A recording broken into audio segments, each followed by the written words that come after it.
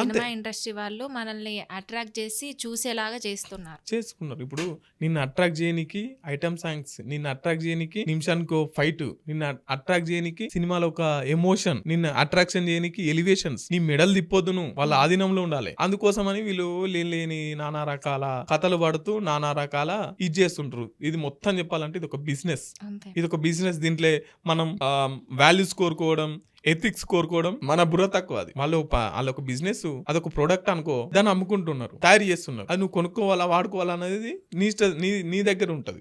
మీరు జనాలకి ఏ మెసేజ్ ఇవ్వాలనుకుంటున్నారు? జనాలకంటే అంటే నా పర్సనల్ చెప్తాను. నేను ఎట్లా చూస్తా తెలుసా, ఇంటికాడ బోలెడు కష్టాలు, ఆఫీస్లో బోలెడు కష్టాలు, మొత్తం ఇదంతా బాడీ అంతా కష్టాలు ఇవన్నిటితో నిండిపోయినప్పుడు 1-2 గంటల రిలాక్స్ వేరే ప్రపంచంలోకి పోనీకి మాత్రమే సినిమాని చూస్తా.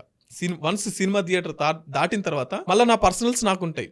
నా పర్సనల్ సమస్యలలో నేను ఉంటా. కేవలం నేను 2 గంటల విశ్రాంతి కోసం, 2 గంటలు వేరే మూడ్లకు వెళ్ళడం కోసమే సినిమా చూస్తాం.